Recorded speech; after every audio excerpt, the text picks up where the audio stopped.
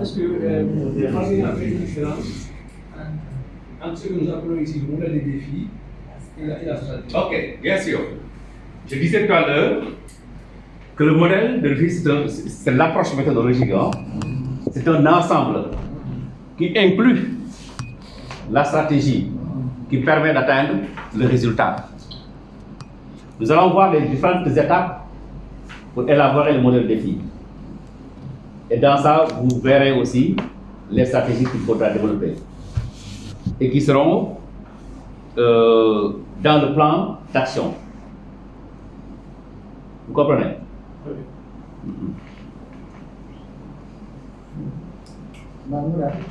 Allez-y, Bangoura. Je voulais juste un peu amender votre réponse. C'est-à-dire, le modèle, c'est le groupe paquet. Et là, la stratégie, c'est une ligne du modèle pour aboutir. C'est l'ensemble de ces lignes-là qui construit le modèle. Ok. Nanyuma, c'est bon? Ok, donc on continue parce qu'on n'a pas beaucoup de temps et je rappelle que c'est un cours qu'on donne à de hauts responsables, mais sur 8 mois.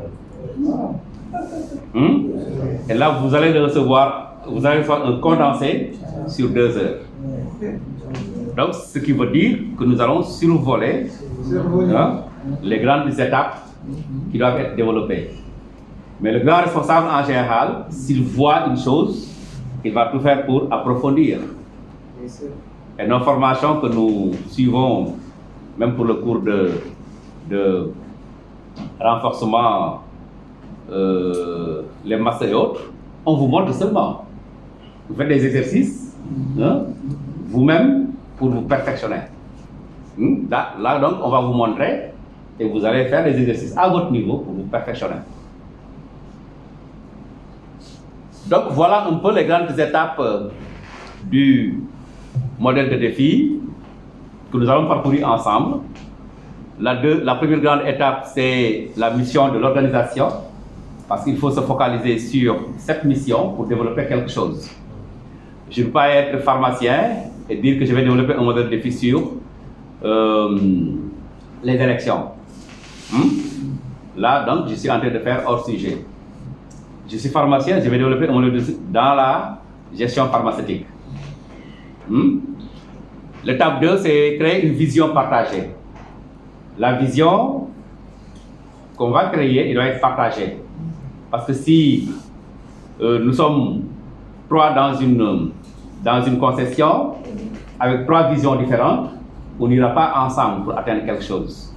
Chacun va aller de son côté et il n'y aura pas une vision commune pour atteindre quelque chose. Donc, si on veut être ensemble pour obtenir un résultat, nous devons créer une vision partagée.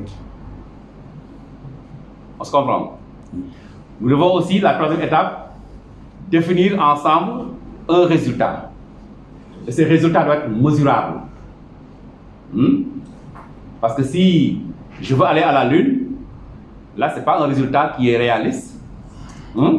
Même si je veux aller à la Lune, là, ce n'est pas possible aujourd'hui. Peut-être pour certains qui ont développé des moyens, c'est possible.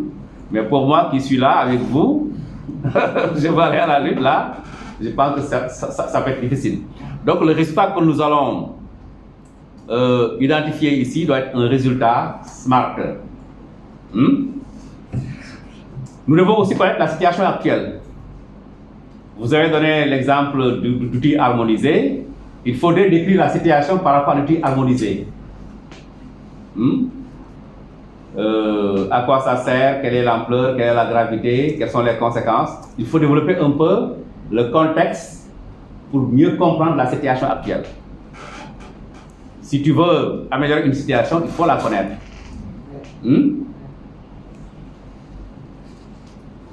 L'étape 5, c'est identifier les obstacles et leurs causes profondes. C'est une étape clé qu'il faudra bien maîtriser, on va voir ça après. Définir le défi principal. C'est pas toujours facile de définir un défi. Certaines personnes formulent les défis comme des problèmes, d'autres les formulent comme ils veulent, comme des recommandations. Mais la formulation du défi répond à certains principes que vous allez voir après. Ça, c'est intéressant. Sélectionner les actions prioritaires. Les actions ressemblent un peu à des stratégies, mais aussi à des activités. Hein? Et donc, nous allons ensemble, après avoir défini le défi, essayer de voir quelles sont les activités à réaliser pour atteindre le résultat qui a été fixé.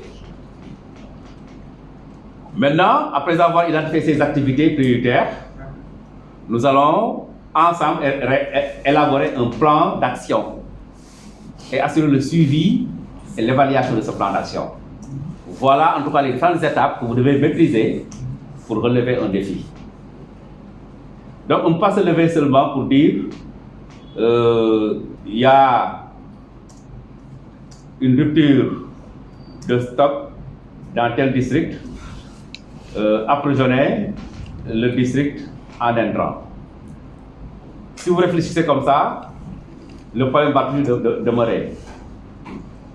Donc il faudrait suivre ces différentes étapes pour résoudre le problème lié à la rupture de stock. Si on se lève pour harmoniser les outils, on produit un outil, on le distribue, le problème va toujours demeurer. Il faut analyser la situation avant de définir les actions. Donc voilà un peu en schéma le modèle de défi que vous devez avoir en tête. Le schéma là, la mission qui est très vague, c'est dans les nuages. Vous avez vu les nuages là. La vision est un peu plus précise.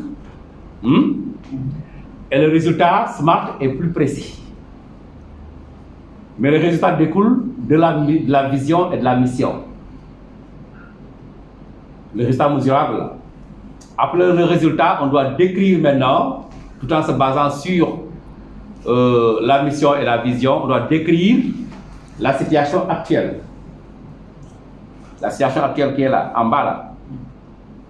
Et cette situation est caractérisée par des obstacles. Les obstacles qui nous ramènent toujours vers cette situation actuelle. C'est ce qu'on a mis en rouge avec une flèche descendante. Et leur cause aussi profonde.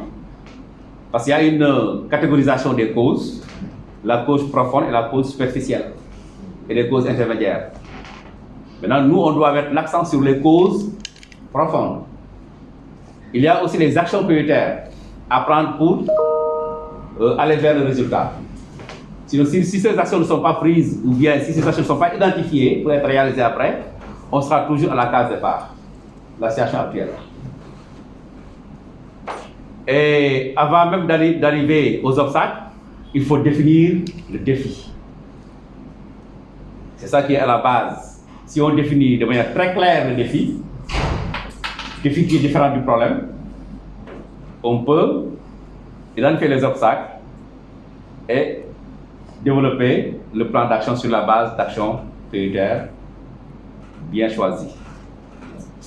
Voilà le modèle de défi qu'il faut avoir en tête et qui vous permettra d'améliorer la résolution des problèmes que vous avez identifiés lors de vos réunions, mais aussi lors de vos visites de supervision, lors des revues que vous allez réaliser sur le terrain, mais aussi lors de vos missions de supervision et d'évaluation. C'est bon? Est-ce qu'il n'y a pas de questions?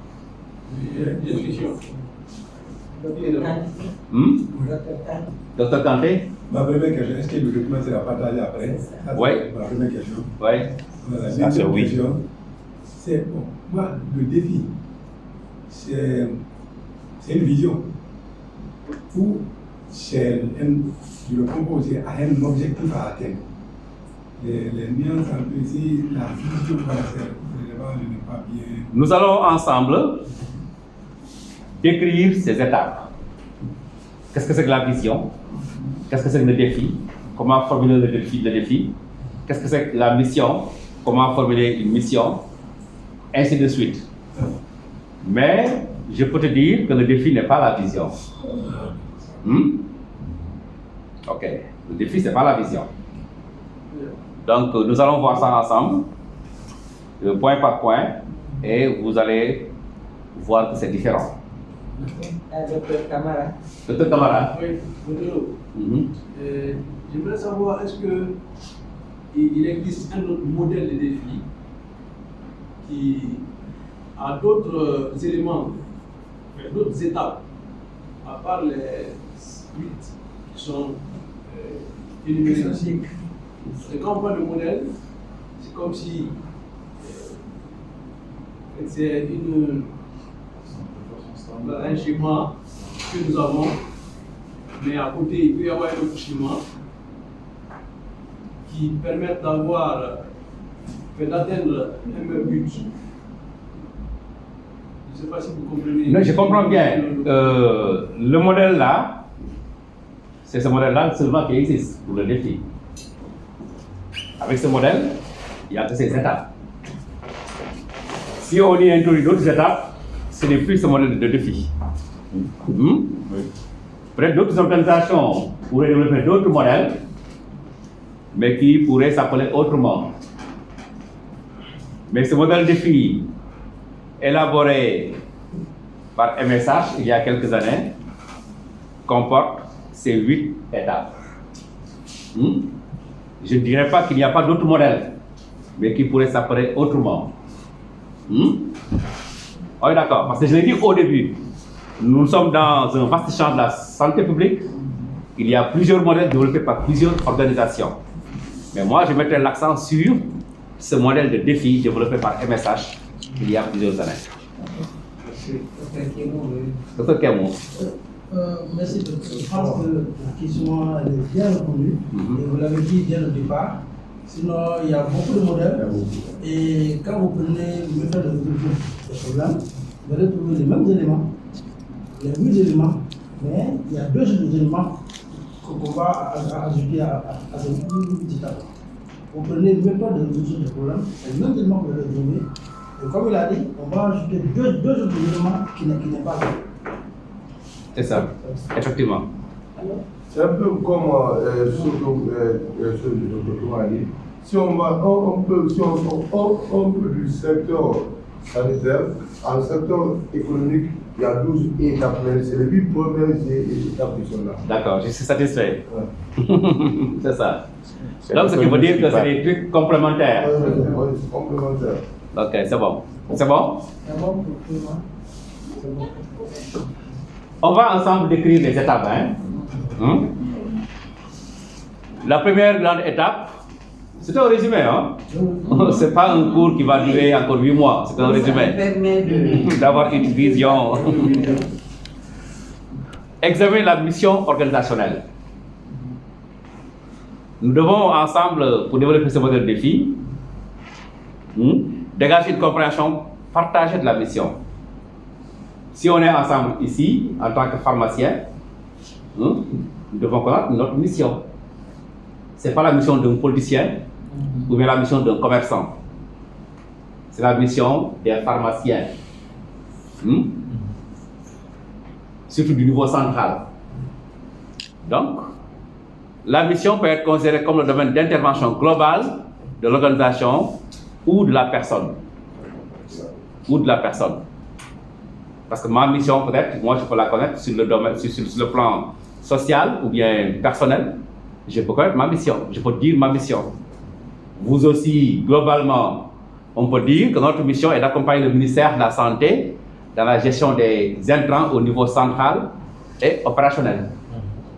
Donc ça, c'est une mission pour nous, pharmaciens. Global Health qui vous appuie, sa mission, c'est d'accompagner le ministère de la Santé dans la gestion des intrants au niveau central et opérationnel.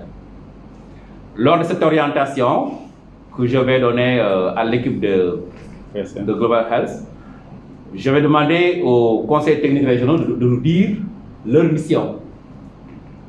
Si je devais poser la même question au programme, est-ce que j'aurais une réponse? Madame la Présidente, je pose la même question à tout le monde. Votre mission en tant que gestionnaire des médicaments? Direction DNPM. C'est ça le gestionnaire de la mission. Quelle est... On va essayer de voir. Allez-y. Ok. Si je prends dans le secteur dans lequel je évolue, la section logistique pharmaceutique, la mission c'est coordonner toutes les activités de la chaîne d'approvisionnement. Très bien. Ça, coordonner toutes les activités, la chaîne d'approvisionnement. Là donc, c'est un domaine qui est précis, donc c'est ça ta mission. Comment? Souvent, dans cette coordination, il y a plusieurs activités qui peuvent surgir. Par exemple, moi personnellement, je suis dans cette session pour suivre tout ce qui est quantification et distribution de produits. Ok, donc ça c'est individuel maintenant. La mission. Donc, tu as dit quoi? La mission, c'est de suivre toutes les quantifications. Assurer le suivi Les quantifications. de la quantification. Et des distributions. Et des distributions de produits de santé. Maintenant, ça devient la tâche. L'activité. Ça, Le MTN. Bon, quelqu'un a dit une chose importante, ça devient une tâche. Ça devient une tâche. Parce que c'est très précis. Est-ce que tu peux trouver un mot plus global dans lequel on pourrait retrouver ces deux tâches-là? Coordination de la qualification. La mission, comme je vous disais, c'est dans les nuages, c'est pas précis. Suivi et évaluation. Mais si vous la rendez très précise là, ça devient une tâche. Ouais. Et c'est plusieurs tâches qui constituent une mission. La mission. C'est la Coordination du processus de des qualification. approvisionnements. C'est le suivi, alors. La quantification est un élément de la production. Voilà. Et sa mission est faire le suivi. C'est le suivi. Le suivi. S'il vous plaît. En fait, celui qui a donné en un mot la mission de la section logistique. Ça, c'est la mission. Quel que soit ce qu'on trouvera, c'est un des éléments, ça devient une activité dans la coordination des activités de la chaîne d'approvisionnement. C'est tout. Mais c'est peut-être moi j'aimerais entendre par exemple les MTN par exemple nous dire quelle est la mission des MTN. Par exemple la santé familiale peut aussi. La DNPM aussi. Voilà. La mission de la DNPM. Oui, la mission de la La DNPM par mission de la exemple. DNPM, Oui. c'est la régulation et les volets logistiques des produits de santé. Régulation du secteur pharmaceutique. La régulation du secteur. Régulation, c'est ça. Régulation du secteur pharmaceutique. Ok. Ça, c'est sa mission. Ok. MTN. MTN. Nous, au programme maladie non transmissible, nous assurons la coordination des activités de toutes les unités, de 9 unités, pas de toutes les unités, de 9 unités. Donc la coordination devient globale quoi. Voilà, c'est ça. Des maladies non transmissibles. Voilà, les maladies non transmissibles. PNLP. C'est un cadre de la gestion des PNLP, activités particulièrement programme. au niveau gaz, c'est d'assurer la disponibilité des intrants antipaludiques au niveau central et opérationnel. Il faut te rappeler à chaque fois de ce que mon ami disait. C'est des tâches. Parce que disponibilité, c'est un élément de la gestion, non? Qui est global. Est-ce que tu peux être plus global encore que disponibilité? Disponibilité n'inclut pas l'utilisation. Ou bien, ça peut être disponible et ne pas être utilisé. Ça peut être disponible et mal géré. Ou bien, d'accord. Le médicament peut être disponible et ne pas être utilisé. Elle peut être disponible et mal gérée. Ou bien? Est-ce qu'on peut dire alors que c'est la coordination des activités de lutte contre le paludisme? Non, mais cette mission n'est pas pour seulement la section logistique. Non, pour le PNLP. Non, je veux dire gestion logistique. Ah, ok. C'est la gestion. On peut dire la gestion de. C'est la gestion, assurer la gestion des approvisionnements et stocks du programme PNLP. Mais là, c'est plus global. Voilà. Ça, c'est le nous sommes. On dit unité gaz. Ouais. Ok, donc je pense que vous comprenez. Hein? En tout cas, l'idée, c'était de vous amener à mieux comprendre, de différencier la mission d'une tâche quelconque. C'est des choses différentes. La mission, elle est Elle est un peu globale. La vision maintenant. C'est la deuxième étape du modèle de défi. Si vous avez vu ces nuages-là, c'est la mission. Maintenant, on peut être plus précis dans cette grande mission. Quelle est ma vision? La vision est une image de l'avenir souhaité. Si vous fermez les yeux et que vous projetez dans un futur proche, peut-être 2 ans ou 3 ans, pour voir votre organisation, comment elle doit être, ou bien vous-même, comment vous serez dans 2 ans, quelle est l'image que vous pouvez vous donner vous-même? Est-ce que vous pouvez fermer pendant 2 secondes pour me dire l'image que vous voyez dans 2 ans, pour vous-même ou bien pour votre organisation? Doyen, pour toi-même, dans 2 ans, qu'est-ce que tu souhaiterais faire ou être? Ou bien qu'est-ce que tu souhaiterais que ton organisation soit? Ils ont des 3-4 Je souhaiterais avoir une disponibilité continue des produits VIH dans toutes les structures. Ok. Madou. Pour toi-même. Je peux me limiter même à vous-même. Pour toi-même. Pour moi-même, ma vision dans les 5 prochaines années, pas les 3 prochaines, d'ici 5 ans ou d'ici 3 ans, c'est gérer une activité propre à moi, même si j'appuie le secteur de la santé, mais évoluer dans un autre domaine aussi. Dans un autre domaine. Vous, doyen? Moi, c'est dans toujours là où je suis. Notre vision, c'est d'ici 2030, assurer le leadership de la chaîne d'approvisionnement. Très bien. Donc, vous avez 3 visions différentes. Si vous êtes ensemble, est-ce que vous pourriez obtenir un seul résultat? Je pose la question. Non. Donc, si vous voulez atteindre un résultat, il faut une vision partagée, commune. Donc, nous ne pouvons avoir une vision partagée que si nous travaillons en équipe. Travail d'équipe. C'est important.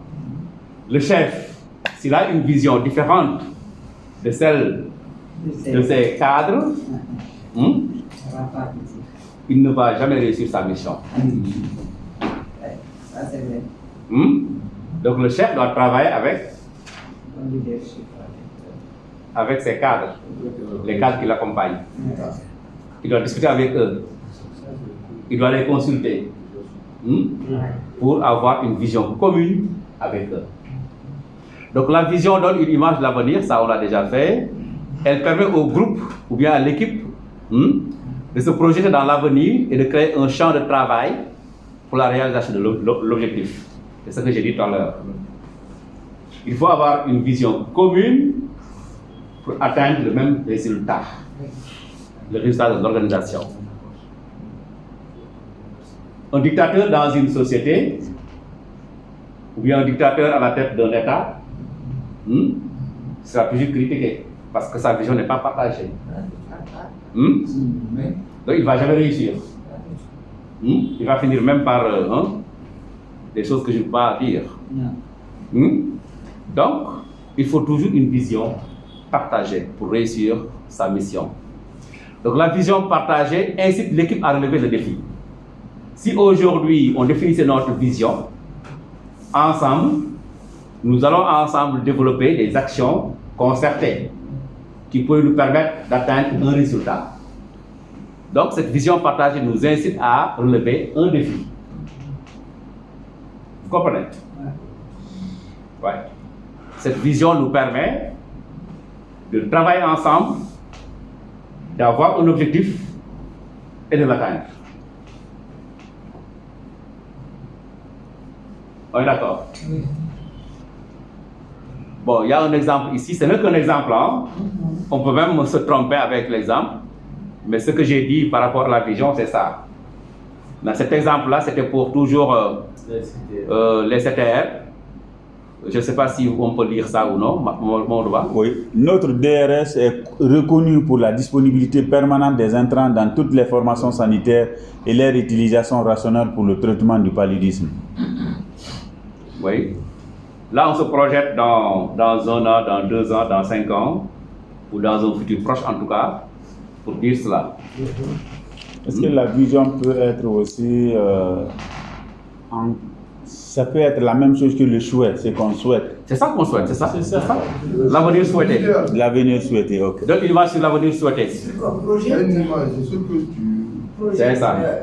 Vous êtes d'accord, hein? Par exemple, pour nous les partenaires, la pérennisation des activités que nous menons dans les districts sanitaires. Donc ça c'est un exemple. Est-ce que je peux avoir un autre exemple de vision partagée? Faire de la sélection une direction. Oui. Ça c'est une vision, mais il faudrait pas avoir cette vision toi seul. Il faut que cette vision soit partagée avec toute l'équipe d'agression. D'accord. Oui. Nous voulons faire de cette section une direction. Une agence. Dans 2 ans, cette section sera une direction. Une agence. Une agence.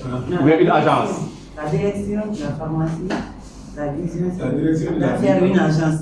C'est ça. Une agence de régulation. C'est ça. Là, c'est une vision. C'est une vision. Ouais. Une grande même. Ouais. Moi, il peut la vision. Oui, d'accord. Donc, c'est clair à ce niveau aussi. Hein? Oui. Ok. On est en train d'accélérer, hein? Mais je pense qu'il le faut parce que le temps là. Convenir d'un résultat mesurable. Là aussi, je pense que c'est important. Je suis en train de faire comme ça. On est allé de la mission, qui est très globale, qui est dans les nuages. Ensuite, la vision. Faire de cette section une direction, c'est une vision. Maintenant, on est au résultat mesurable. Ce résultat mesurable, je pense que vous connaissez ce que nous appelons SMART. Je n'ai pas besoin de vous rappeler cela.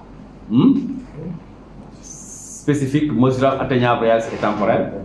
Ça, tout résultat qu'on mettra ici dans ce modèle doit être SMART.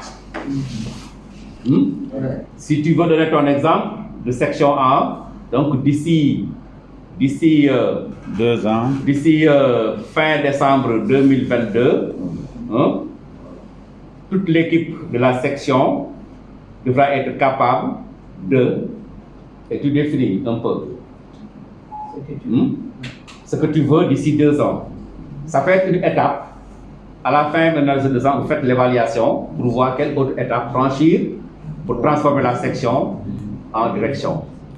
Mais en tout cas, le résultat que vous devez retenir et qui est une étape importante du modèle défi doit être SMART. on va aller l'exemple.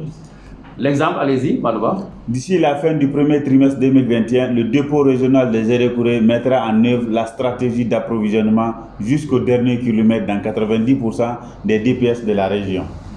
Est-ce que c'est SMART? Oui. Bel exemple. C'est spécifique parce que c'est la région. C'est mesurable parce que c'est le pourcentage, on n'a pas à 100%. C'est atteignable parce qu'on peut le faire. C'est réaliste. Très bien. Et c'est temporaire parce qu'ils ont donné ta date. Ok, très bien. L'anima, c'est bon? Très bon. Donc, là, vraiment, je pense que vous avez très bien compris. Maintenant, on va évaluer la situation actuelle. Parce que tu ne peux pas aider une personne si tu ne la connais pas.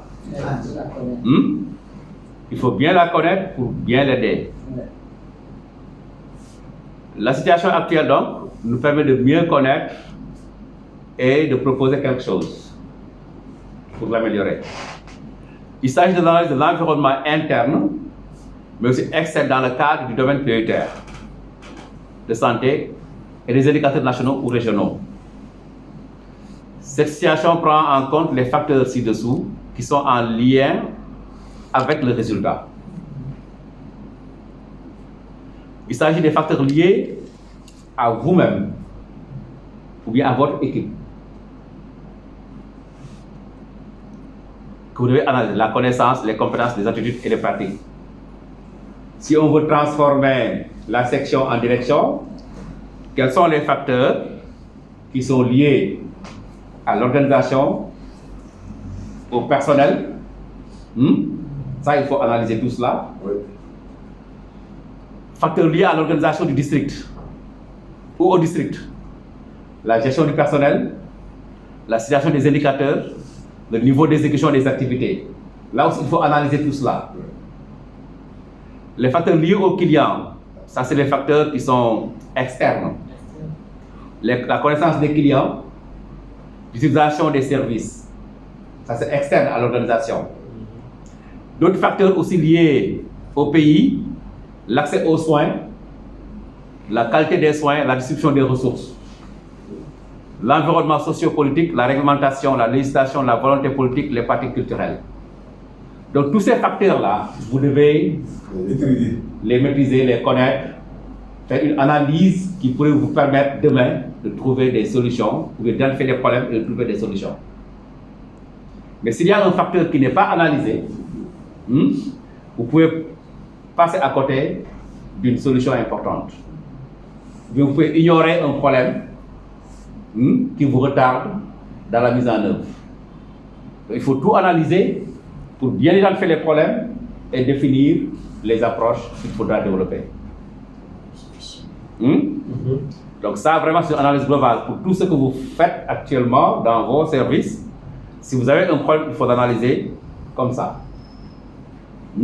Quels sont les facteurs qui sont liés à moi? Quels sont les facteurs qui sont liés à l'organisation? Quels sont les facteurs qui sont liés à la communauté? Quels sont les facteurs qui sont liés au programme, au pays de manière générale? Quels sont les facteurs qui sont liés à l'environnement socio-politique? Ça peut être des facteurs favorisants, comme ça peut être des facteurs défavorisants. Mais si on connaît ces facteurs et qu'on les met dans un contexte cohérent, on pourra après identifier les problèmes, leurs causes et définir les actions. Donc cette analyse-là souvent manque. On dit seulement manque d'harmonisation des outils, de gestion des stocks, mais on n'analyse pas de manière globale. Pourquoi? Qu'est-ce qui fait que ces outils-là ne sont pas harmonisés? Qu'est-ce qui est lié à moi? Qu'est-ce qui est lié au système? À l'environnement? Donc tout ça, il faut analyser. Vous comprenez? Donc si on a donc, ce contexte bien analysé, bien compris, là on peut commencer à identifier les causes profondes et les obstacles. Voilà un exemple d'analyse de situation. La région de Gérékouré compte un dépôt régional de PCG. Ce dépôt doit approvisionner les 20 formations sanitaires polarisées par les districts durant le dernier trimestre de 2020. Plus de 90% des formations ont connu une rupture de stock d'antipallidiques et de Milda. Ces formations sanitaires n'effectuent pas d'inventaire et sont approvisionnées par allocation. Les responsables des dépôts et les chefs de centre de santé n'ont pas été formés sur la gestion des stocks et ne sont jamais supervisés par le district sanitaire. La PCG régionale ne dispose que d'un véhicule pour la livraison des entrants jusqu'au dernier au centre de santé et pendant l'hivernage, la plupart des routes ne sont pas praticables. Vous avez vu cet exemple de contexte? Qu'est-ce que vous n'avez pas vu et que j'ai énuméré tout à l'heure? Qu'est-ce que vous avez vu ici et qui figure ici aussi? Il y a des facteurs qui sont liés au système de santé. Quels sont les facteurs liés au système? Est-ce que vous pouvez me faire une description de ça là? Qui peut? Donc, le facteur.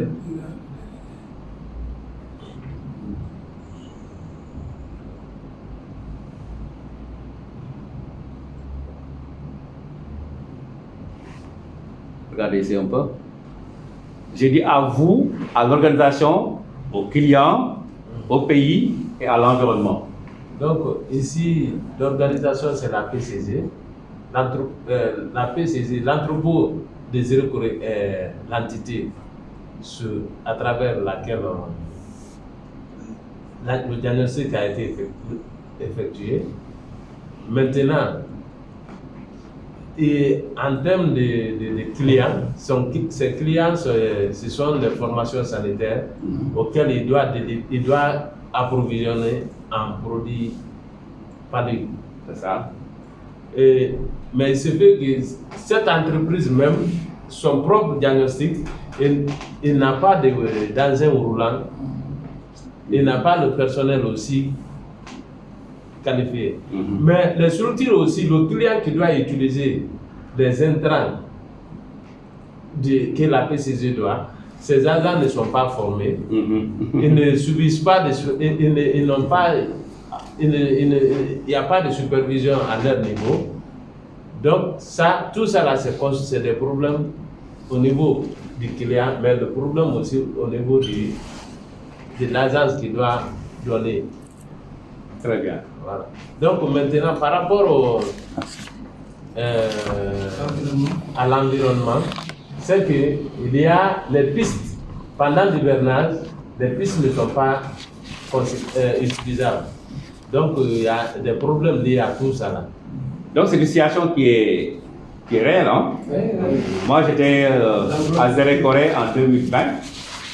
C'est à l'issue d'une revue que nous avons développé ce modèle de défi. Donc ça, c'est des exemples qui sont réels.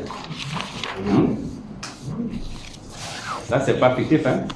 Je suis souvenu dedans il y a quelques jours seulement. Ce qui est là, c'est... C'est ça. Le connaître la route. Ce qui manque seulement, c'est l'analyse socio-culturelle. Est-ce que quand on les donne, les MIDA, ou bien on leur donne les produits aussi, est-ce que la population aussi prend les médicaments? C'est ça, là, oui. Est-ce qu'ils ne sont pas aussi l'utilisation? Oui, c'est ça. Mais on n'est pas obligé aussi d'avoir tous ces éléments dans un contexte. C'est juste, il a juste... C'est ça, effectivement. Ce qui manque, c'est ça. Mais on n'est pas obligé d'avoir tout dans un contexte. Mais aussi, il faut toujours avoir les éléments qui peuvent être pris en compte dans l'analyse globale. Donc c'est bon, je peux continuer. Un autre problème signalé peut-être que les autres n'ont pas dit, on dit que 90% des formations sanitaires ont connu une rupture de stock. Et c'est le problème central. C'est le problème central. C'est bon. C'est le problème central. C'est bon. La question de l'étude. Ok. Maintenant, on a analysé le contexte, on a notre mission qu'on a vue ensemble, ensuite la vision, le résultat SMART, l'analyse de situation, la situation actuelle, on a analysé, on a les obstacles et leurs causes profondes. Parce que si tu ne connais pas l'obstacle, ni la cause, tu ne pourras pas résoudre le problème. Ou bien, tu te lèves pour proposer une solution, mais cette solution, soit elle ne sera pas efficace ou bien elle ne sera pas durable. Donc l'obstacle empêche de tenir un résultat, le résultat mesurable. Donc tout ce qui nous empêche, ça là, le résultat est là, mais l'obstacle va toujours nous ramener à la station de départ.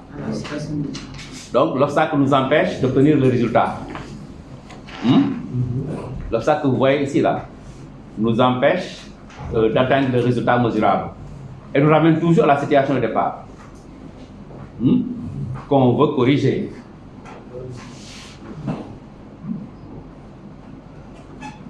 Donc, il faut chercher à découvrir pourquoi la situation reste inchangée. Pourquoi nous sommes toujours dans cette situation? Pourquoi les outils de gestion ne sont pas toujours harmonisés? C'est toi qui as posé la question par rapport à l'outil de gestion. Pourquoi ces outils ne sont pas toujours harmonisés? Quels sont les facteurs qui maintiennent ce statu quo? Tout ça, c'est les obstacles. Pour cela, il faut penser aux 4 catégories auxquelles appartiennent la plupart des obstacles de santé publique. En utilisant le diagramme en arête de poisson. Si je te posais la question, pourquoi les outils ne sont pas harmonisés malgré votre engagement?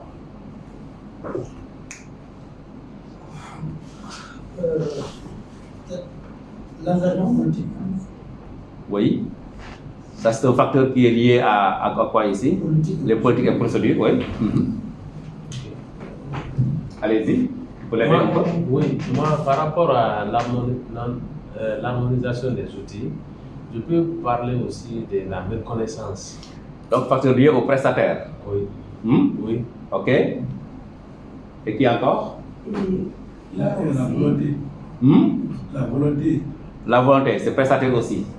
Parce que tu peux avoir l'information, connaître, mais si tu n'es pas engagé, tu ne vas pas accepter de changer de comportement. De changer de comportement. Et parfois même, les partenaires qui sont là, il y a multiples outils. Chaque partenaire a son outil. Ça, c'est la politique. Donc, prestataire et fournisseur. Prestataire et fournisseur. Oui. Et pour aboutir à l'harmonisation, il faudrait qu'on se mette tous sur la même table et harmoniser, avoir un seul outil pour faciliter aux prestataires l'utilisation même de cet outil. Allez-y. Il y a un problème d'infrastructure aussi. Oui, infrastructure. Il peut y avoir aussi plusieurs outils comme ceux qui le prévenaient. Oui. L'infrastructure n'est pas là et n'est pas propice. Très bien. Il ne peut même pas se retrouver où il faut aller prendre, qu'est-ce qu'il faut prendre. Très bien. Encore? Le suivi régulier aussi de ces outils-là. Parce que des fois, quand on les donne aussi, ils ont peur qu'ils font des photocopies eux-mêmes. Bon, ils disent que. Ouais, ils disent que c'est pas approprié, ils disent que bon. Quand c'est pas approprié, ça va tomber en rupture, nous on est obligé d'aller faire des photocopies encore. C'est ça. Donc, vous voyez un peu, vous avez donné les exemples qui sont pertinents. Donc, tout ce que vous dites, on peut les retrouver dans ces 4 catégories. Tout à fait. La politique ou bien les procédures, les prestataires, le matériel, les infrastructures. Il y a la résistance de la communauté aussi que vous n'avez pas touché. C'est-à-dire que nos actions vont vers cette communauté, mais pour une raison ou pour manque d'information, ils sont résistants. Ils sont résistants. Ça peut être des obstacles aussi. C'est ça. Donc le diagramme en arête de poisson, je sais que vous connaissez cet outil. Hein? Moi, je connais. Tu ne connais pas? Toi, tu connais?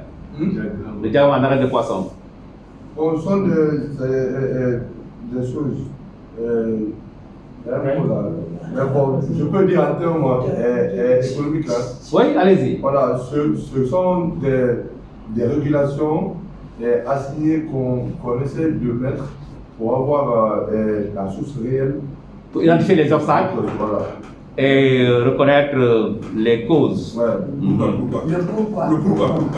Ok, ça on y arrivera. Les 5 pourquoi là. Donc vous voyez un peu, ça ressemble à quoi? Un poisson, non? Hein? Oui. Où est la tête du poisson? Les arêtes? Ouais. C'est politique, environnement. Donc c'est ça. Tout à fait. Donc si vous avez un obstacle, voilà. Ça c'est vrai.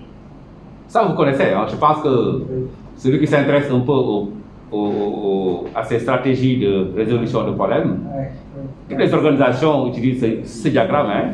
Ça c'est Sikawa.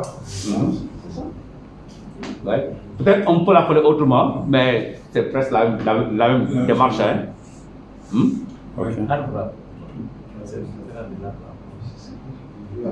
Ça ressemble à l'arbre à problème. Oui. Ça, c'est les branches et le tronc. Ça ressemble à l'arbre à problème. Certains l'appellent arbre à problème. Mais l'arbre à problème est plus complexe encore. C'est plus complexe. Mais là, il y a un niveau 1 et niveau 2. Donc, dans l'arbre à problème, il y a plusieurs niveaux. Hein? Okay. Mais c'est la même approche. Hein?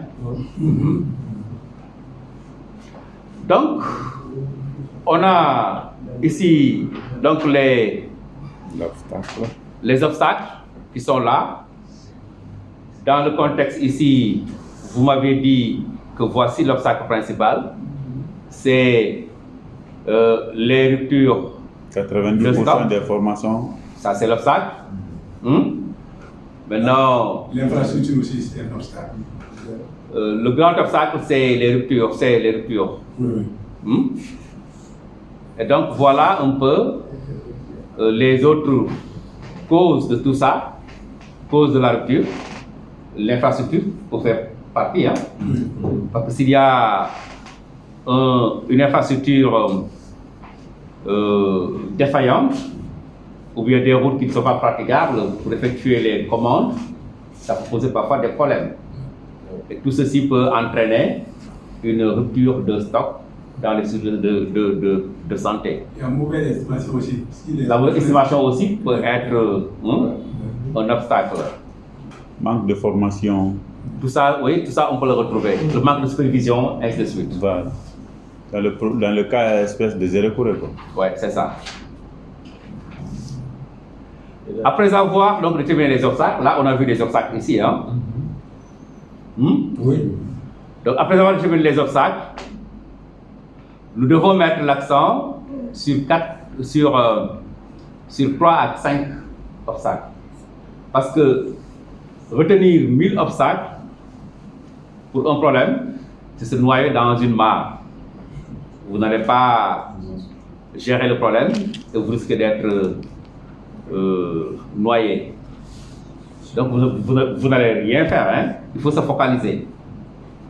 Donc une autre approche de leadership, c'est la focalisation. Il faudra se focaliser sur 3 à 5 obstacles majeurs que vous pouvez contrôler vous-même. Parce que si vous retenez un obstacle que vous ne pouvez pas contrôler, le problème va demeurer. Les routes qui sont impraticables, ça c'est pas contrôlable à votre niveau. Donc il faudra retenir les obstacles qui sont contrôlables et qui sont à votre portée, vulnérables, oui. Et avant de penser à l'autre, il faudrait penser à votre organisation ou bien à vous-même.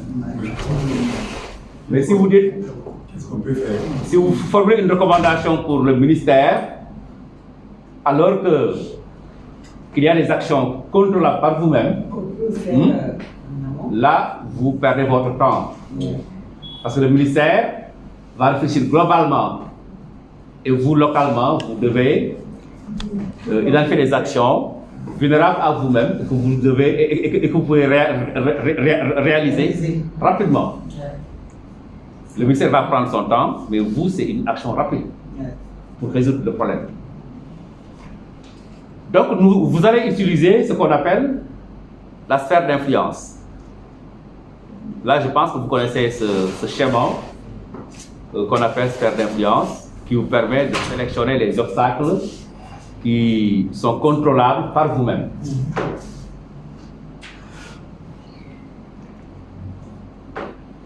Madouba, oui. Tu peux lire. Qu'est-ce que vous voyez ici? On voit l'œil, comme on le dit, la sphère d'influence. Le point noir au milieu, on dit que les choses que nous pouvons contrôler directement, nos comportements, nos actions, nos attitudes. Au deuxième niveau, c'est les choses que nous pouvons influer. Oui, la case. Il y a noir, gris et rouge. Exactement. Maintenant, le cercle gris, c'est les choses que nous pouvons influencer. Nos voisins, notre environnement de travail, nos amis, notre famille. Et le cercle rouge, c'est les choses que nous ne pouvons pas changer. Phénomènes naturels, la politique et les réglementations. Ok. Donc vous avez compris ce schéma. Oui. Donc si nous devons l'appliquer, lorsqu'on va transformer la section en direction, qu'est-ce qu'on peut changer, qu'est-ce qu'on ne peut pas changer, qu'est-ce qui relève de nous? C'est-à-dire, le noir ici, ça c'est ceux qui relèvent de nous directement. De nous directement. Maintenant, le gris, c'est l'environnement qu'on peut Immédiat. influencer Immédiat. Mais le rouge, ça c'est le niveau central. Là, Maintenant, si on veut l'appliquer à votre exemple tout à l'heure là. Ce n'est pas le mission. La direction, maintenant, tu viens faire la direction. Qu'est-ce que toi, tu peux faire à ton niveau? C'est la question. C'est ça. Non, à l'autre niveau, sinon on peut dire ici à l'autre niveau. Mais qui concourt au changement de statut de votre structure là. Oui, il faut faire. Il y a d'abord le plaidoyer. Très bien, le plaidoyer. Le plaidoyer, il y a, tu essaies de mettre en place la mission dont vous voulez pour la direction. Et vous mettez. La vision alors. Oui, mais il y a un mot là, il y a un mot technique là.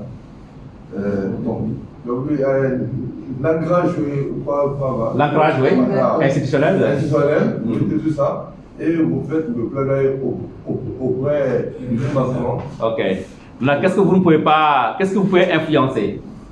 Bon, l'influence ici qu'on peut faire, c'est juste au niveau du cabinet, apporter des amendements, voir les personnes ressources pour la constitution de la direction. Ok, donc on commence à réfléchir déjà. Oui. Maintenant, qu'est-ce que vous ne pouvez pas changer malgré votre volonté? Ce qu'on ne peut pas changer, c'est d'aller avoir au niveau du gouvernement l'arrêté, le décret ou l'arrêté. Donc voilà un peu le schéma qui vous permet d'identifier un peu ce qui relève de vous, ce que vous pouvez influencer et ce que vous ne pouvez pas influencer. Donc la sphère d'influence permet d'identifier les obstacles qui portent le plus atteinte aux résultats mesurables souhaités et qui sont contrôlables par le district. Les districts, lorsqu'ils voient un problème, pensent toujours au niveau central. Ou bien, c'est ça, non? Ils pensent au niveau central. La PCG ou bien la PCG régionale. Ça ne marche pas. La DNPM, ou je ne sais pas, en tout cas, ils pensent toujours au niveau central. Pourquoi on donne des recommandations par niveau? C'est ça. Ils pensent toujours au niveau central. Au lieu de penser à ce qu'ils peuvent influencer localement, ils pensent au niveau central. Parce que j'ai vu ici l'autre jour, je pense que Danyuma était là avec Mamadouba, il y avait des problèmes. Mais aussi, pendant la réunion, la recommandation qui a été faite au point focaux, directement. Mais nous, groupe technique, qu'est-ce que nous devons faire à notre niveau pour améliorer la situation? Mais vous avez immédiatement pensé au point focaux. Oui, vous vous rappelez, non? Et le problème va demeurer parce que c'est un niveau intermédiaire. On peut influencer, mais avant d'influencer, pensons à ce que nous pouvons faire nous-mêmes. On se comprend? Donc, est-ce que vous connaissez cette pierre-là? Je pense que si vous allez dans YouTube là, tapez ça, vous pouvez la voir. Hein? C'est une chanson très populaire. J'ai téléchargé même. Ah, tu as téléchargé. Et c'est tellement intéressant. Dans YouTube, oui. La prière de sérénité. Je ne vais pas me tuer pour ce que je ne peux pas changer, mais je suis à l'aise avec ce que je peux changer. Hein? Ça, je veux expliquer ça, quoi. Mais c'est ça la prière. Donnez-moi la sérénité d'accepter les choses que je ne peux pas changer, le courage de changer les choses qui doivent l'être, et la sagesse d'en reconnaître la différence. Il va ouvrir la chanson, c'est tellement intéressant. Et on peut lier cette prière à ce qui précède. Ici, c'est ce que je peux changer. Ce que je peux changer, ce que je peux influencer et ce que je ne peux pas changer. Aujourd'hui, si je raisonne autrement sur le plan politique, quelle que soit la situation, nous devons accepter la situation actuelle. Et nous devons l'accepter et évoluer. Ouais. Mais ce que je peux changer, moi, en tant que citoyen, je vais le changer. Donc, on peut écouter un peu la prière. C'est ça, non? Oui, ça télécharge. Il va continuer d'abord, après on va... Ça télécharge dans le OneDrive.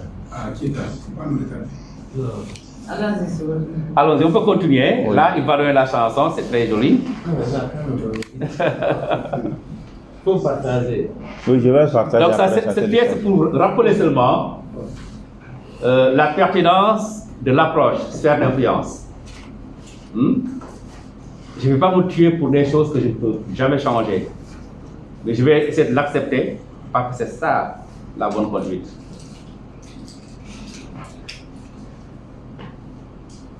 Donc l'analyse des causes profondes a pour objectif d'identifier les causes des obstacles ou des problèmes en cherchant à comprendre pourquoi ils surviennent. Quelqu'un nous disait tout à l'heure les 5 pourquoi. Oui.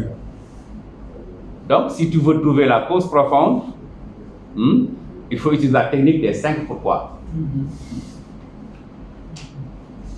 On a l'obstacle qui est là, on se pose la question pourquoi. Pourquoi jusqu'à 5. À la 5e question, on trouve la cause profonde. Donc l'exercice des 5 pourquoi est une technique de questionnement permettant d'aller au-delà des symptômes évidents et d'identifier la cause principale ou la cause à l'origine d'un problème. Si on se limite à l'obstacle, on ne va pas traiter le problème. Mais il faut identifier les causes de cet obstacle-là. C'est comme si on voulait traiter le paludisme et qu'on donne l'aspirine. On peut traiter la fièvre, mais la maladie va demeurer. Oui. Si on se limite à la cause superficielle là. Donc le fait de demander 5 fois pourquoi évite de confondre les symptômes avec les causes. De sorte que vous pouvez traiter les facteurs sous-jacents qui sont à l'origine du problème plutôt que de travailler sur le mauvais facteur de causalité. Donc là, je pense que vous connaissez cette technique. Les 5 pourquoi. La technique des 5 pourquoi, qui est appliquée, peut-être même si vous ne l'avez jamais vu, vous l'avez, je suis sûr, utilisé en tout cas. Pourquoi? Je me pose des questions, mais pourquoi? Pourquoi ça? Et en fin de compte, tu trouveras la cause profonde. C'est cette cause-là qu'il faut considérer pour résoudre le problème. Voilà un exemple tiré du document que j'ai évoqué ce matin et qui a été même élaboré à partir de la Guinée. Donc, rupture d'antipaludisme et de Milda au centre de santé de X de la région de Zérekoré. Je l'ai appliqué à ça, mais l'exemple est tiré de ce document. Oui. Pourquoi en est-il ainsi? N'a pas commandé... Dis le problème, rupture d'antipaludisme. Ok. Rupture d'antipaludisme et de Milda au centre de santé, bon, je vais dire comme ça, Wossua dans la région de Zérekoré. Pourquoi en est-il ainsi? N'a pas été commandé à temps. Pourquoi en est-il ainsi? Personne ne suit l'inventaire. Pourquoi en est-il ainsi? Personne n'est responsable de la gestion de l'approvisionnement. Pourquoi en est-il ainsi? Le personnel infirmier n'a plus le droit de passer les commandes. Pourquoi en est-il ainsi? Le processus d'achat centralisé ne fonctionne pas. C'est ça. Donc ici, qu'est-ce qu'on retient? Le dernier. C'est ça. Et si on résout le problème du processus d'achat, on pourrait résoudre le problème de la gestion dans cette structure. Oui. Donc voilà un peu un exemple pour identifier les causes profondes que vous pouvez utiliser localement ou bien que vous pouvez utiliser pour orienter les acteurs au niveau opérationnel. C'est bon, vous l'avez déjà vu, non? Oui. Ok, ça c'est bon. Maintenant, nous avons vu la mission. C'était les nuages là, c'était gros vagues. Ensuite, la vision, qui qui était un peu plus précis, mais qui doit être partagé. Le résultat mesurable, qui doit être SMART. On a décrit ensemble les obstacles. Non, la situation actuelle. La situation actuelle, avec les différents facteurs qu'il faut considérer. Ensuite, les obstacles et leurs causes profondes. Maintenant, le défi. Le défi. Le défi, c'est compliqué. Et c'est la base de cette approche. C'est pourquoi on dit modèle de défi.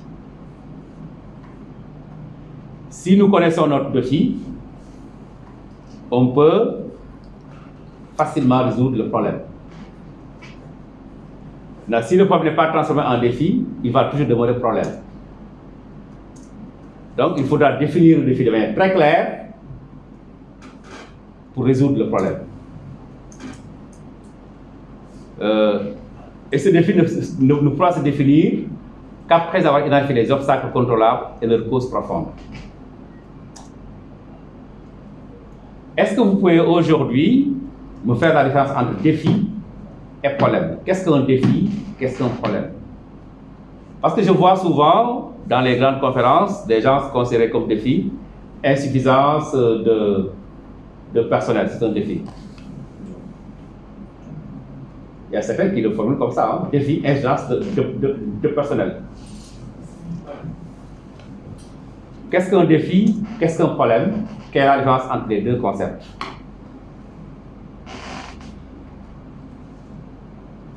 Vous avez la parole. Défi, c'est quoi? Problème, c'est quoi? Bon. Un problème pour moi, c'est toute chose qu'on n'a pas la solution. C'est un problème, c'est l'ensemble des besoins non résolus.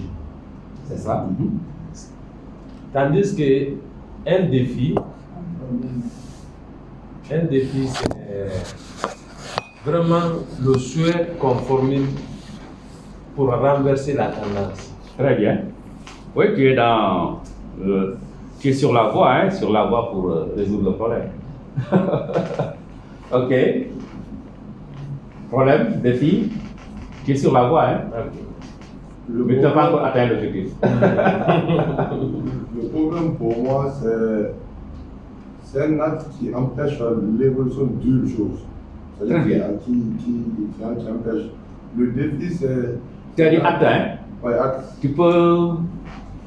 C'est-à-dire c'est un processus qui freine. C'est-à-dire l'évolution d'un tandis que le défi, c'est une stratégie ou un processus qui te permet de faire le décollage pour atteindre ton objectif. Ok. Donc quand tu penses à un défi, tu penses à des... Oui, résultats. C'est-à-dire, lorsque tu as une vision et que tu vois qu'il y a un problème qui te bloque, les efforts que tu fournis pour aller, c'est ça. Très bien. Défi. Je pense que les deux ont dit l'essentiel, hein? Tu veux dire autre chose? Il y a presque du défi. J'allais aborder dans le même sens. Cependant, le problème définir très simple en disant c'est lorsqu'on n'est pas satisfait d'une situation, c'est un problème. C'est ça. Ok, je pense que vous avez tout dit, hein, de manière différente, mais c'est toujours la même définition que vous voyez ici. Est une situation, un défi qui nous impose des obstacles à surmonter pour parvenir à un résultat sur lequel nous sommes engagés. Alors que le problème est une situation dans laquelle un obstacle empêche de progresser. Là-bas, on a des obstacles à surmonter. Ici, il y a un obstacle qui nous empêche de progresser. D'avancer ou de réaliser ce que nous voulons faire. Là-bas, on a des obstacles à surmonter pour parvenir à un résultat. Là, il nous empêche d'obtenir le résultat.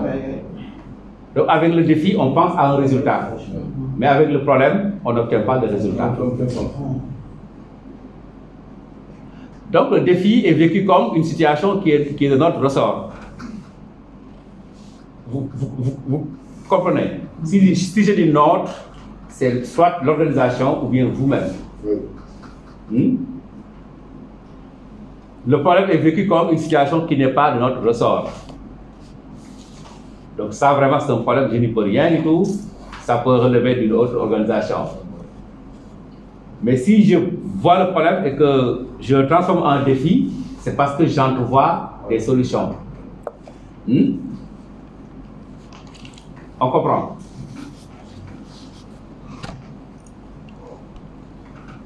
Est-ce que vous pouvez me montrer à partir de ces images-là le problème et le défi?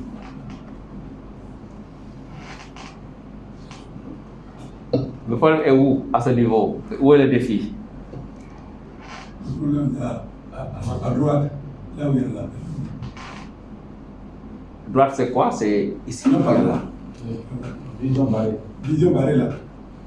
Où on ne peut pas. Il faut bien regarder les images. Regardons bien les images. Le problème est à gauche. Il y a beaucoup là-bas.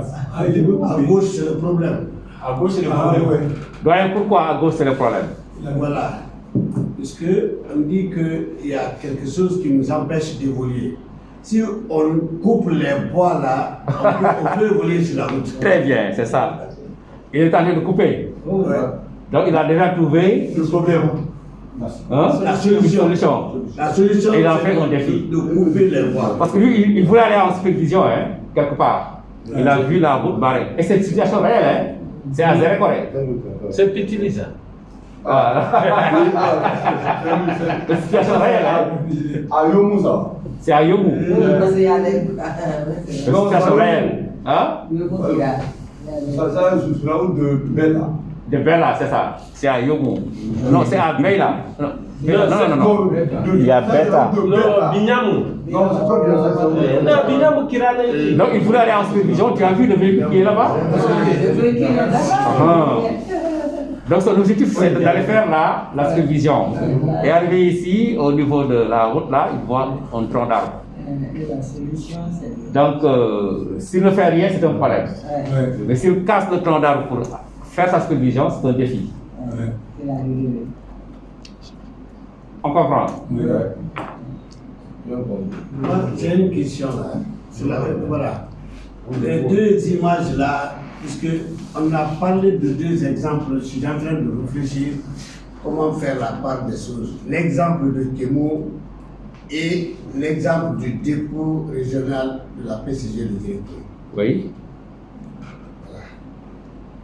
Kémo dit qu'il n'arrive pas, il s'est battu pour qu'on harmonise les outils de gestion. Bon. Je crois que ce problème-là est purement politique, puisque la solution est dans les mains des décideurs. L'exemple de Djerekouri, moi je vois les différents maillons de la chaîne d'approvisionnement. Une chaîne d'approvisionnement, il y a les différents maillons, les différentes étapes. Et à chaque niveau, chacun doit jouer son rôle. À commencer par les bailleurs. Venir jusqu'au site, jusqu'au malade, il y a des différentes étapes. Donc la solution, là-bas, on nous a parlé, lorsqu'on a eu des ateliers sur la chaîne d'approvisionnement, les infrastructures routières étaient citées. On a dit que le ministère des Travaux publics a un rôle dans la chaîne d'approvisionnement. Parce que si on a des bonnes routes, ça va résoudre aisément une bonne partie de nos problèmes liés à l'approvisionnement. Donc je veux qu'on prenne les deux exemples là. Qu'est-ce qui est problème? Qu'est-ce qui est défi? L'exemple de Kémo, et l'exemple du dépôt de Djeboué. Ok. Allez-y, Amadouba. Je pense que, doyen, vous avez très bien résumé, c'est vraiment bien, quoi. On a bien compris la situation. Mais quand on prend l'image de ça, par exemple, bon, ce n'est pas lié au ministère des Travaux, mais ici c'est pour qu'on puisse dire, quand vous regardez la première image, c'est vous-même qui avez dit il y a le problème ici. Il y a un problème, on ne passe pas, il n'y a personne, on fournit, on voit que tout le monde est arrêté, personne n'évolue, mais on ne fait rien pour pouvoir passer. Ça, il y a le problème.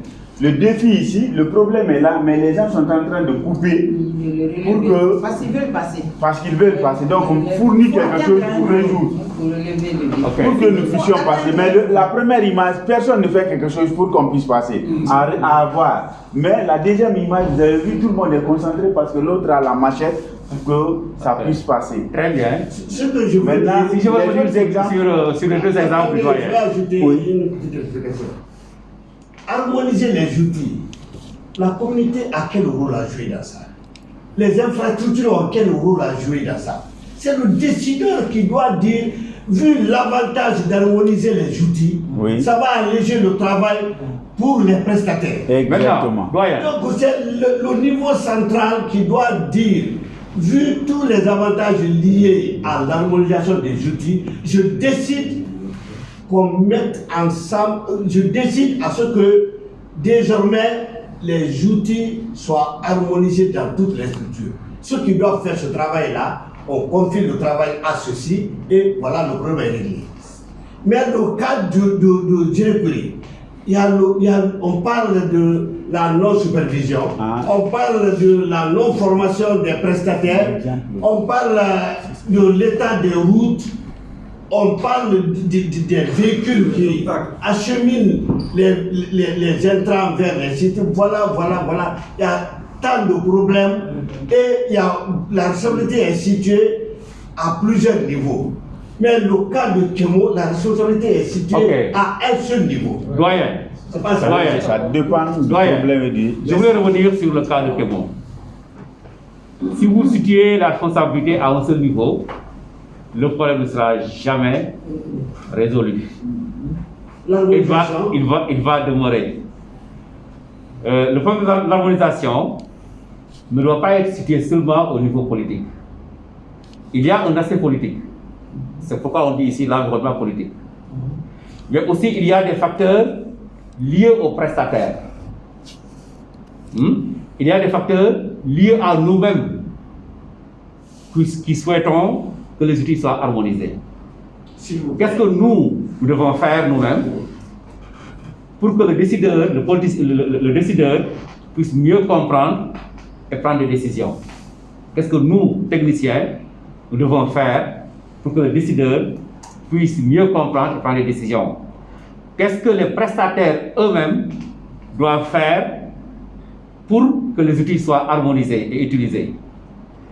Qu'est-ce que l'environnement, oui, c'est ça. Qu'est-ce que l'environnement peut faire? Je disais que tous ces facteurs-là, quand on fait l'analyse. L'exemple sur l'environnement, le rôle de l'environnement, pour que les outils soient harmonisés. Maintenant, si on analyse de manière globale, je disais tout à l'heure qu'on ne peut pas considérer tous ces facteurs, mais on ne doit pas seulement aussi considérer un seul facteur.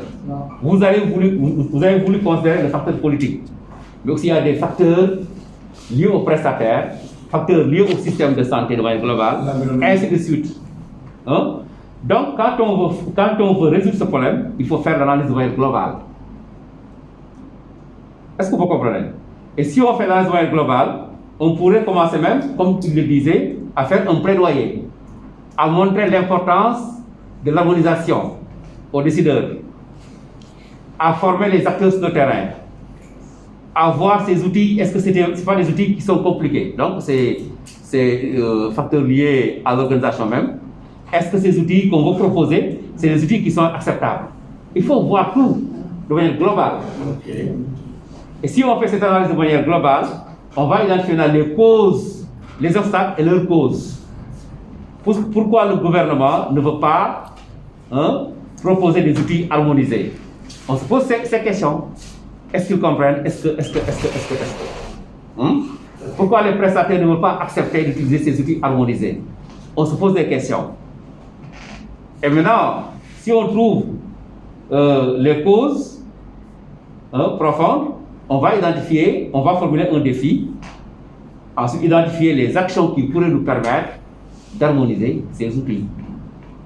Vous comprenez? Mais si on se bloque pour dire que non, ça c'est une question du niveau central, le problème va demeurer un problème. C'est ça, non? Le problème va demeurer un problème parce qu'on s'est dit que le problème est lié au niveau central. Mais essayons de réfléchir et de voir ce qui pourrait relever de nous-mêmes. Notre environnement immédiat. Nous, qu'est-ce que nous pouvons faire pour harmoniser les outils? Comment? Non, docteur, vous avez dit, je pense que vous avez dit l'essentiel parce que, comme vous le dites, si nous mettons tout sur la tête du niveau central, c'est un peu difficile. C'est-à-dire, en amont, nous avons des travaux à faire. Et il faudrait que nous le faisions parce que c'est que le décideur, c'est celui qui signe, c'est le ministère. Mais avant que le document n'arrive là-bas, il faut que le travail soit fait en amont. Très bien. C'est ça. Merci, c'est compris. C'est compris. Bon, docteur, moi je voudrais qu'on aille dans un exemple pratique qu'on a vécu par rapport à l'harmonisation des outils de gestion. Si je prends seulement les fiches de stock, dans les conditions normales, l'institution la plus habilitée à concevoir les outils de gestion, les fiches de stock, dans le cadre de la chaîne d'approvisionnement, c'est la DNPM. Mais il se fait que les programmes de santé, les nouvelles directions, par exemple, si je prends la direction du laboratoire, il y a actuellement une nouvelle direction du laboratoire.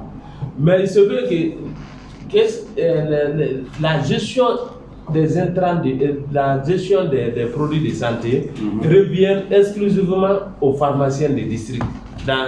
À l'hôpital aussi, aux pharmaciens de l'hôpital. Mais dans la pratique, il y a une direction nationale des laboratoires, il y a une direction nationale de la pharmacie et du médicament. Maintenant, la direction nationale du laboratoire a fait ses fiches de stock qu'il donne au laboratoire. Le pharmacien de l'hôpital a les fiches de stock de la DNPM. Mais c'est le pharmacien qui gère les intrants. Quand ça vient, comme ils ont créé il y a une nouvelle direction par rapport au laboratoire. Là où il y a des directeurs de laboratoire qui sont un peu plus crack, ils ont intimidé certains pharmaciens. Vous comprenez? Ils ont intimidé certains pharmaciens. Ils disent non, c'est nous qui utilisons nos produits, donnez-nous-les. Il se fait que maintenant, quand vous partez, le pharmacien, dès que les intrants du labo viennent, il prend la quantité, il donne au labo. Ça accompagné par une fiche de stock pour la traçabilité. Quand les laboratoires, eux aussi prennent, ils ont une fiche de stock qu'eux-mêmes ils ont conçue. Mais quand vous venez pour évaluer maintenant la traçabilité de la gestion des intrants du labo, vous aurez mis un problème. Parce que vous n'aurez pas les informations qui sont sur la fiche de stock de la DNPM et la façon qu'ils ont conçu les fiches de stock, vous ne trouverez pas les informations que vous recherchez. Actuellement, il y a ces problèmes sur le terrain. Maintenant, tu as bien décrit la situation, hein? Oui. C'est une situation qui est bien décrite, qui est claire. Et sur la base de laquelle tu peux identifier les obstacles, les causes et les conséquences. Avec cette situation, on peut faire un plaidoyer. Vous voyez? Donc, je pense que c'est ça qu'il faut faire. Cette situation-là que vous venez de décrire, si on devait développer un modèle de défi, c'est ça qu'il faut décrire. Dire ce que nous voulons, le résultat que nous voulons obtenir, notre vision, notre mission, vision, résultat. On décrit cette situation, on identifie les obstacles et on définit les causes de ces obstacles. Ensuite, on définit le défi et on élabore notre plan d'action. Vous avez vu, doyen? C'est vrai, j'ai compris. Merci. Bon, mais merci. Moi, j'ai un problème. Merci beaucoup. Allez-y. Par rapport à ce qui vient d'être dit, est-ce qu'il n'y a pas une question de faiblesse au niveau du pharmacien? Je ne suis pas contre que le pharmacien remette les réactifs au laboratoire. Mais je suis contre que le pharmacien donne les produits sans faire figurer le mouvement des réactifs reçus sur ses fiches de stock, qu'il le met à la disposition du chef du laboratoire. Si lui, il a pris, je ne sais pas, de façon aveugle, tout le stock de réactifs, les mettre à la disposition du chef du laboratoire, sans aucune traçabilité à son niveau. Oui, allez-y. Bon, moi, dans la pratique, j'ai vécu cette situation à Kisudu quand j'étais parti faire l'inventaire avec, pour le VIH. Oui. Maintenant, qu'est-ce que je fais? Je suis parti dans le manuel, j'ai imprimé la fiche de stock. Je dis, comme vous, les laboratoires, vous avez dit maintenant que c'est vous, vous avez une direction. Mais pour le moment, jusqu'à preuve de contraire, la gestion des produits de santé revient aux pharmaciens. Donc, j'ai donné la fiche de stock aux pharmaciens. Je dis, pour toute sortie maintenant, accompagne les intrants là avec la fiche que tu gères pour nous permettre de retracer, pour nous permettre de faire la traçabilité de la gestion des intrants du labo. Maintenant, j'ai imprimé. Et aussi, comme ils tenaient à mettre directement, c'est-à-dire la direction nationale des labos, ils ont pris la fiche comme ça, ils sont partis, ils ont introduit avec pour respecter un peu le contenu de la fiche de stock que la DNPM a fait. Mais ils ont dit qu'il faut qu'ils mettent le logo, les trucs de leur laboratoire et de leur direction sur la fiche. C'est ça. Est-ce que vous comprenez? Donc, pour nous maintenant, quand on vient en supervision, nous vraiment, on veut avoir des informations sur les intrants des labos. Ça, moi, j'ai proposé une telle solution locale. En attendant, on a mis dans le rapport qu'il faut que la direction et la DNPM s'entendent par rapport à l'harmonisation des outils. Ok, donc je vois que... Donc, vous voyez qu'il faudrait, si on fait une analyse de situation, faire cette analyse en équipe. Donc tu peux comprendre d'une manière, l'autre peut comprendre d'une autre manière. Essayez de voir comment comprendre de la même manière la situation actuelle. Sur la base de laquelle vous pourriez identifier les obstacles et les causes profondes.